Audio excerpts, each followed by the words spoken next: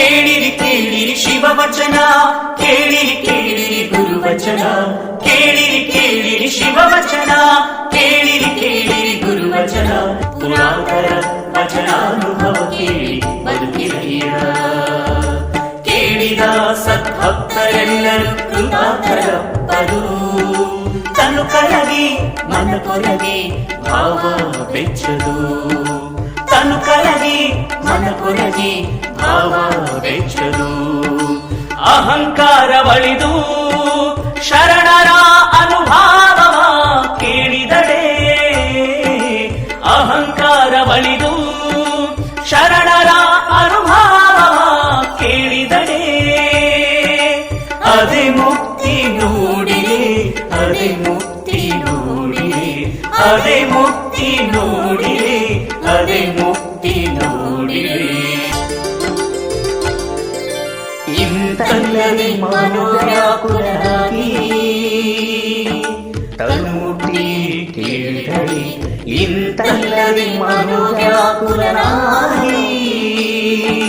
ತನ್ನುಟ್ಟಿ ಕೇಳಿದಳಿ. ಉಪದೇಶವೆಂತು ಸಲುದಯ್ಯ ಎತ್ತಳವಡುವುದಯ್ಯ. ಉಪದೇಶವೆಂತು ಸಲುದಯ್ಯ ಎತ್ತಳವಡುವುದಯ್ಯ. ಮಹಾಲಿಂಗ ಕಲ್ಲೇಶ್ವರ, ಮಹಾಲಿಂಗ ಕಲ್ಲೇಶ್ವರ ಗುರುವಚನ ಪರಾಮುಖಂಗೆ. ಗುರುವಚನ ಪರಾಮುಖಂಗೆ. ಎಂದೆಂದು ಭವಲಿಂಗರು ನೋಡ, ಎಂದೆಂದು ಭವಲಿಂಗರು ನೋಡ, ಎಂದೆಂದು ಭವಲಿಂಗರು ನೋಡ,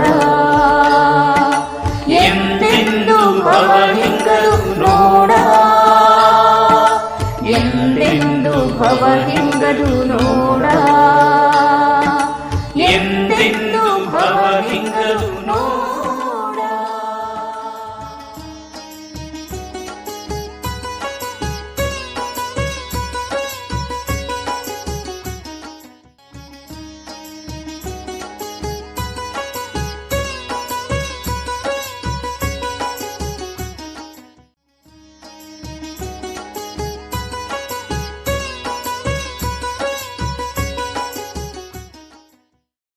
ಸಾವು ತಡವಲ್ಲ, ನರಕ ದೂರವಲ್ಲ.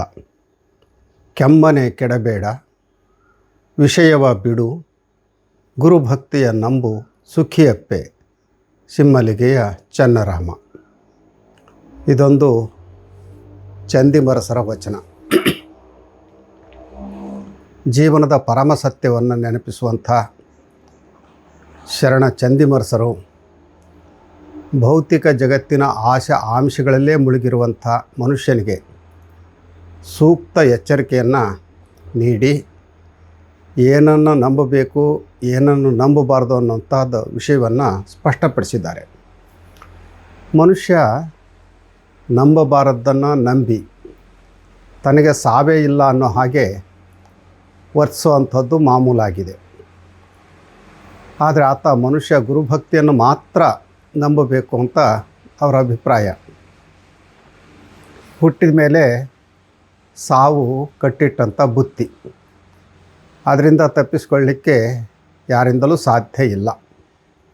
ಅದು ಯಾರಿಗೆ, ಎಲ್ಲಿ, ಹೇಗೆ, ಯಾವಾಗ ಬರುತ್ತೆ ಅಂತ ಭವಿಷ್ಯ ಹೇಳಲಿಕ್ಕೆ ಸಾಧ್ಯ ಇಲ್ಲ.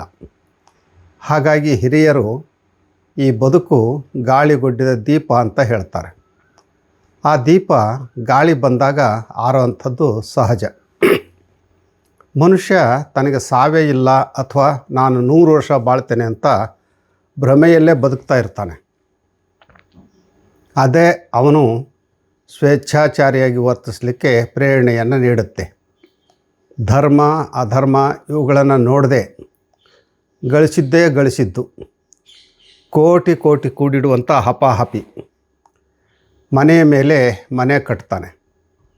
ಅವನ ಆಸೆಗಳಿಗೆ ಮಿತಿನೇ ಇಲ್ಲ.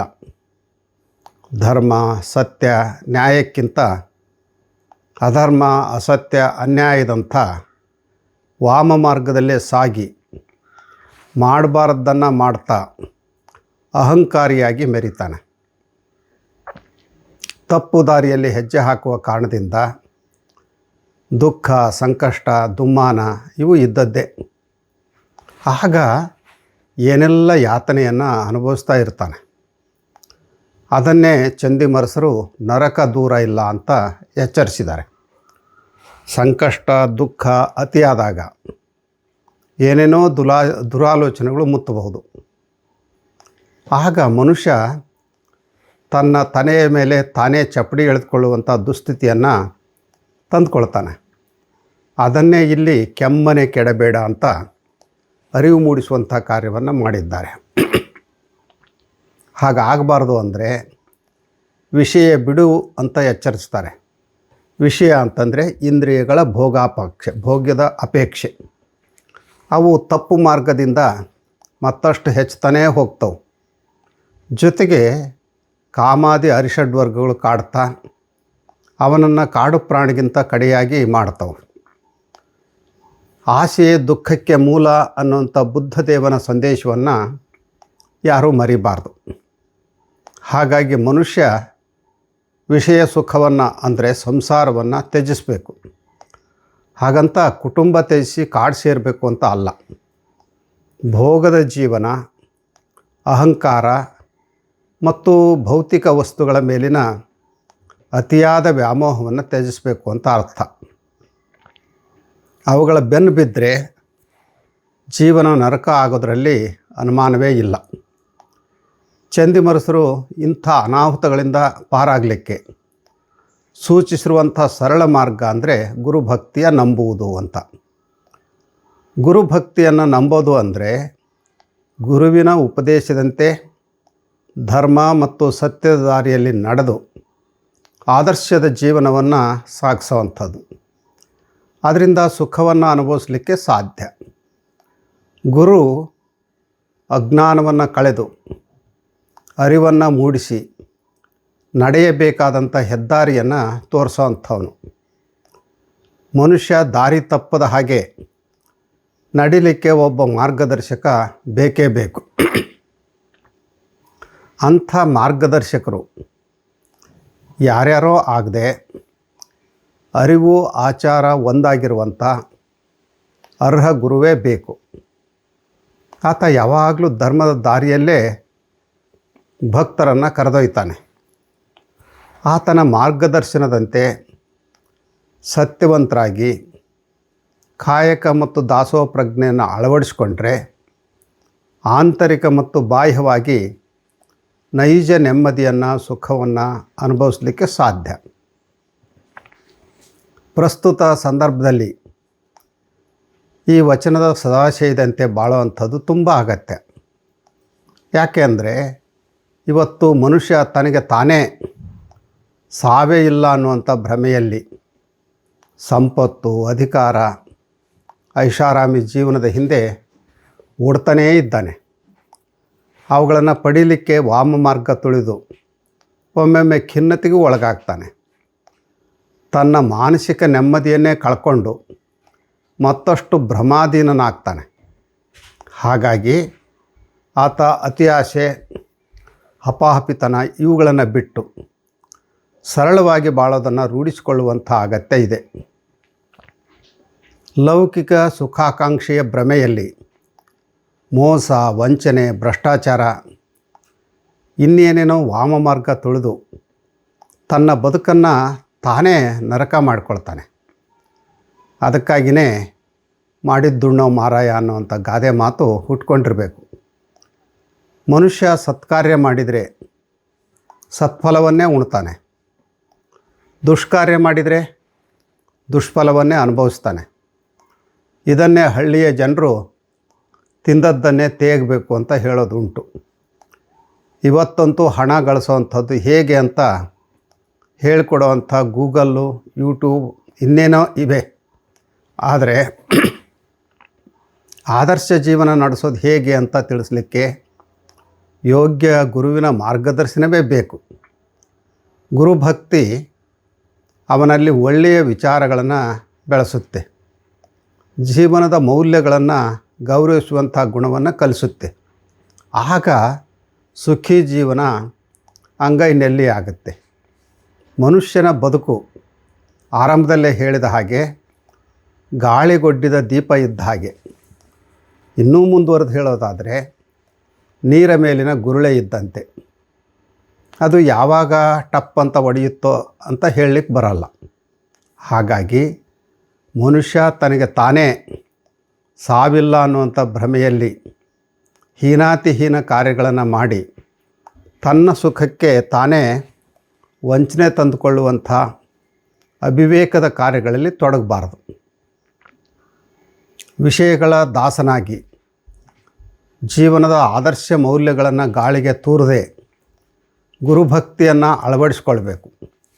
ಗುರುವಿನ ಅರಿವಿನಿಂದ ಇಹಪರದ ಜ್ಞಾನವನ್ನು ಪಡೆದು ಸುಖಮಯ ಜೀವನ ನಡೆಸಲಿಕ್ಕೆ ಸಾಧ್ಯ ಅನ್ನುವಂಥ ಸಂದೇಶ ಚಂದಿಮರಸರದು. ಈ ಸಂದೇಶ ಎಲ್ಲ ಕಾಲಕ್ಕೂ ಸಲ್ಲುವಂತಹುದು.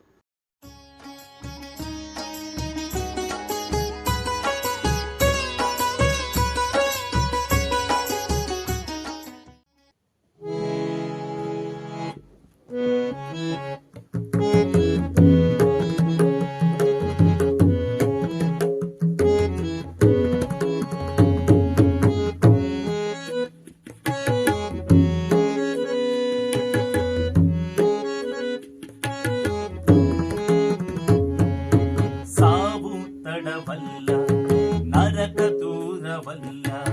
ಸಾವು ತಡವಲ್ಲ, ನರಕ ದೂರವಲ್ಲ.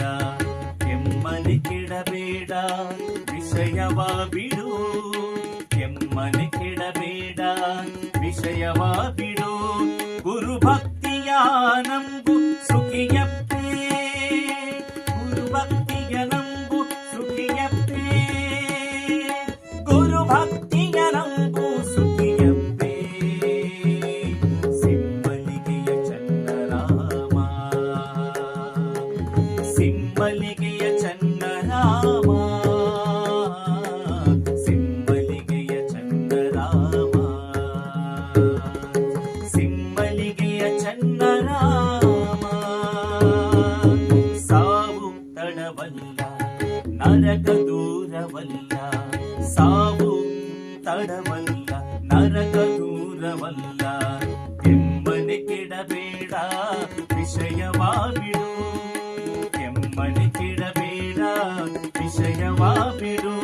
ಗುರುಭಕ್ತಿಯ ನಂಬು ಸುಖಿಯಪ್ಪೇ. ಗುರುಭಕ್ತಿಯ ನಂಬು ಸುಖಿಯಪ್ಪೇ. ಸಿಂಬಲಿಗೆಯ ಚನ್ನರಾಮ, ಸಿಂಬಲಿಗೆಯ ಚನ್ನರಾಮ, ಸಿಂಬಲಿಗೆಯ ಚನ್ನರಾಮ, ಸಿಂಬಲಿಗೆಯ ಚನ್ನರಾಮ.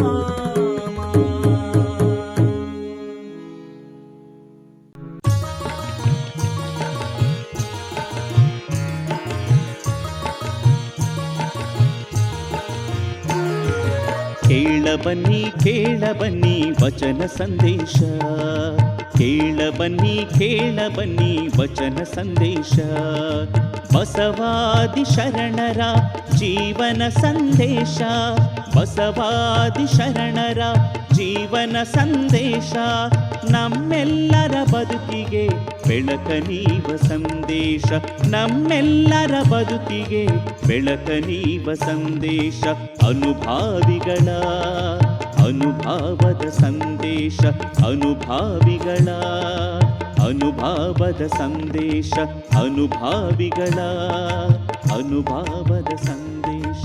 ಅನುಭಾವಿಗಳ ಅನುಭಾವದ ಸಂದೇಶ.